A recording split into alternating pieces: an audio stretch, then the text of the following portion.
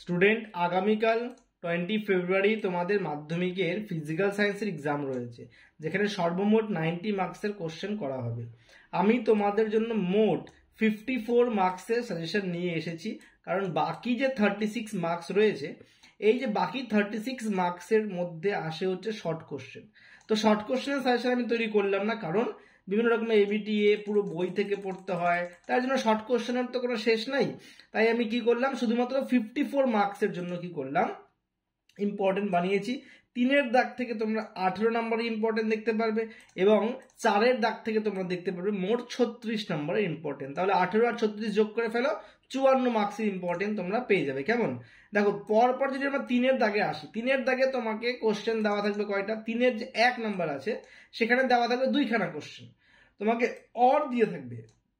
3-এর 1-এ or দিয়ে বলবে যে কোনো একটা। তো আমি কি করলাম, তোমাদের জন্য ইম্পর্টেন্ট 2খানাই কোশ্চেন বানাইছি। এই দুটার মধ্যে তোমরা যে কোনো একটা এক্সামে ফ্রেম করবে। কেমন? আমার ক্ষেত্রে ইম্পর্টেন্ট যেটা মনে হয়েছে বানিয়েছি আমি। দেখো, প্রথমে দিয়েছি কি, স্থিতিশীল উন্নয়নের লক্ষ্যে কি কি পদক্ষেপ গ্রহণ করা উচিত। আচ্ছা, ফিজিক্যাল সায়েন্সে খুব ইম্পর্টেন্ট একটা প্যাটার্ন বুঝতে হবে। প্রথমে হচ্ছে চ্যাপ্টার 1-এর কোশ্চেন, তারপরে চ্যাপ্টার 2-এর কোশ্চেন, তারপরে চ্যাপ্টার 5-এর কাচের প্রতিসারাঙ্ক চ্যাপ্টার 5 থেকে আসবে, তারপর চ্যাপ্টার 6 থেকে আসবে। এই ফ্রেমে কোশ্চেন ফ্রেম করা হয়। কেমন? তাহলে দেখো, 3.1 ওজন স্তরের সৃষ্টি কি হবে, সমীকরণ সহ লেখো। 3.2 এ আমি গ্যাসের সমীকরণ থেকে একটা অঙ্ক দিয়ে দিয়েছি। 3.2 এ চার্লস এবং বয়েলের সমন্বয় সূত্র বা চার্লসের সূত্র থেকে একটা অঙ্ক দিয়ে দিয়েছি। ভালো করে পড়বা। এখানে কি স্থির রেখেছে? উষ্ণতাকে অপরিবর্তিত রাখা হয়েছে। উষ্ণতা যদি অপরিবর্তিত থাকে তাহলে বয়েলের সূত্র ফ্রেম করব আমরা। তাহলে এই পার্ট চলে গেল। 3.3 তে যদি আসি, কাচের প্রতিসারাঙ্ক, আলো থেকে অঙ্ক পেয়েছে। 3.3 তে দেখো রৈখিক বিবর্ধন কাকে বলে, এটাও আলো থেকে অঙ্ক করা হয়েছে। তাহলে 3.1, 3.2, 3.3 ক্লিয়ার হয়ে গেল।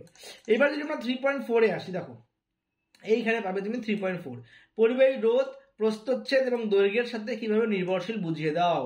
তাই না? রোধ প্রস্থচ্ছেদ আমরা জানি এটা ভালো করে, যে আর ভ্যারিজ উইথ কি হয়, আর ভ্যারিজ উইথ এল বাই এ, দৈর্ঘ্যের সমানুপাতিক এবং প্রস্থচ্ছেদের ক্ষেত্রফলের সঙ্গে ব্যস্তানুপাতিক। এটা মিশ্র করে আমরা পেয়েছি। আর যদি ভ্যারিজটা আমরা সরিয়ে দিই কি হবে, ইকুয়াল টু হয়ে যাবে, আর একটা রো চলে আসবে। সো ওই ইকুয়েশনটা দিয়ে আমরা এখানে বের করব।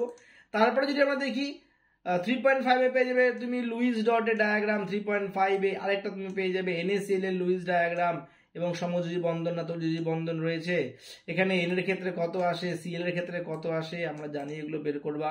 3.6 এ NaCl ধর্মের এক সাহায্যে দেখাও যেটি একটি আয়ন দিয়ে গঠিত, অথবা HCl একটা সমযোজী যৌগ হওয়া সত্ত্বেও এর জলীয় দ্রবণ তড়িৎ পরিবহন করে কেন। 3.7 এ যদি যাই, এটা ঠিক করে পড়ে নিবা। এটা হচ্ছে H2SO4 দ্বারা অম্লীকৃত পটাশিয়াম ডাইক্রোমেট দ্রবণে H2S পাঠানো হলে কি ঘটে, রাসায়নিক সমীকরণ সহ লেখো। 3.7 এ নেসলার বিকারক, 3.8 এ থার্মিট মিশ্রণ, 3.8 এ হেবার প্রক্রিয়া। দেখো, থার্মিট মিশ্রণ অথবা হেবার প্রক্রিয়া দুটোর মধ্যে একটা তোমাকে ভালো করে পড়তেই হবে, তাই না? যদি আমরা 3.9 এ যাই, কি পেয়ে যাবো, অ্যাসিটিলিন থেকে কিভাবে ইথিলিন প্রস্তুত করবো। Very very very important. এটাকে পড়বা C2H6O। C2H6O একটি আণবিক সংকেত বিশিষ্ট ভিন্ন গঠন সংকেত যুক্ত যৌগ দুটির মধ্যে কি রূপে পার্থক্য নিরূপণ করবে। তাহলে একটা আমরা অ্যালকোহল দিয়ে বানাবো। কেমন করে? CH3 CH2 OH কাউন্টিং করলে তুমি পেয়ে যাবা যেখানে কটা কার্বন হচ্ছে, কটা হাইড্রোজেন হচ্ছে এবং কটা অক্সিজেন হচ্ছে। তোমাদেরকে আমি একটা বানিয়ে দিলাম, এটাকে আমরা অ্যালকোহল বলবো। কি অ্যালকোহল? কার্বন কটা আছে? 1 আর 2, কার্বন দুটা হলে ইথ হবে, ইথাইল অ্যালকোহল হয়ে গেল এটা। আর একটা তোমরা, তাহলে আমাকে বলছে ভিন্ন আণবিক গঠন সংক্রান্ত, তাহলে আমাকে দুটা বানাতে হবে। কেমন? আমি তোমাকে একটা তো এখানে বানাই দিলাম যে ইথাইল অ্যালকোহল, আর একটা নিজের থেকে চেষ্টা করবা যে কি আসছে। কিন্তু এইখানে কার্বন 2খানাই রাখবা, হাইড্রোজেন 6খানে রাখবা, আর অক্সিজেন একটাই রাখবা। কেমন? তারপরে দেখো, আইইউপ্যাক নামকরণ করতে বলা হয়েছে। আইইউপ্যাক পদ্ধতিতে নাম লেখো। কোশ্চেন নাম্বার 3.9 দেখতে পাচ্ছ তোমরা, আইইউপ্যাক প্রক্রিয়ার নামকরণ লেখো। তাহলে এই ক্ষেত্রে আমরা বুঝলাম যে 9 2 18 মার্কস আমাদেরকে কি কি ইম্পর্টেন্ট রাখা হয়েছে। নেক্সট প্যাটার্নে যদি যাই আমরা, তাহলে 4.1 এ দেখবো আমরা টোটাল 12খানা কোশ্চেন রয়েছে। এক একটা কোশ্চেনে 3 নাম্বার করে, 12 3 কত মার্কস হয়ে গেল? 36 মার্কস হয়ে গেল।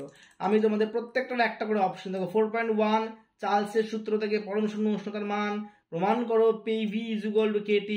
তারপরে যাব 4.2-তে দেখবো উত্তপ্ত লোহার উপর দিয়ে স্টিম চালনা করলো, অথবা একটা অঙ্ক দিয়ে দিছি 4.3-তে কঠিন পদার্থের ক্ষেত্র প্রসারণ গুণাঙ্কের সংজ্ঞা, 4.3 কোনো তাপ পরিবাহীর পদার্থের মধ্যে পরিবাহিত তাপের পরিমাণ কোন কোন বিষয়ের উপর নির্ভর করে এবং কিভাবে তার চিত্র সহকারে, মনে আছে এরকম করে আমরা কি করলাম, একটা পাতের বেধ নিব, তাই না, সেক্ষেত্রে আমরা ডেপথ নিব, থিকনেস নিব, তারপরে লেন্থ এরিয়া নিব। তো এই মেজারমেন্ট করে আমরা কি করেছিলাম, কতটুকু তড়িৎ তাপ, এখানে যেহেতু 4.3 এটা 4.4 কঠিন পদার্থের প্রসারণের চ্যাপ্টার থেকে আসছে, এটা এক্ষেত্রে তাপ প্রবাহ হবে, কতটুকু তাপ প্রবাহ হবে সেই ব্যাপারে আমাদের এই 4.3-তে রাখা হয়েছে। 4.4-এ যদি আসি লেন্স থেকে অঙ্ক, আলো 4.4 এটাও আলো রয়েছে, 4.5 এটাও আলো রয়েছে, 4.5 অবতল দর্পণের উপক্ষের রশ্মির ক্ষেত্রে বক্রতা ব্যাসার্ধ ফোকাস দূরত্বের দ্বিগুণ, তার মানে R = 2F। বলে তোমরা বলো কতটা ইম্পর্টেন্ট এটা, তাই না, R = 2F, তাই না। নেক্সট চলে যাই 4.6-এ, দেখো এখানে তোমাদের একটা অঙ্ক দেওয়া হয়েছে, সলভ করবে এটা। তারপরে যদি আমরা পরের পার্টে যাই 4.7, এই ক্ষেত্রেও তড়িৎ চুম্বকীয় আবেগ সংক্রান্ত ফ্যারাডের সূত্র লেখো। 4.7-এ আমরা চলে আসলাম 2.5 ওহম হবে এটা, হ্যাঁ, ওহম রোধ বিশিষ্ট একটা তারের মধ্য দিয়ে 0.5 অ্যাম্পিয়ার তড়িৎ প্রবাহ 1 ঘন্টা চললে কি পরিমাণ তাপ উৎপন্ন হবে। 4.8-এ আমরা যাব চ্যাপ্টার নাম্বার 7 নিউক্লিয় বন্ধন শক্তির ক্ষেত্রে। 4.9-এ চলে যাও, তড়িৎ ঋণাত্মকতা বলতে কি বোঝো, অথবা পারমাণবিক ব্যাসার্ধের অর্ধক্রমের সাথে কাকে, ক্যালসিয়াম, সোডিয়াম, ম্যাগনেসিয়াম, বেরিলিয়াম।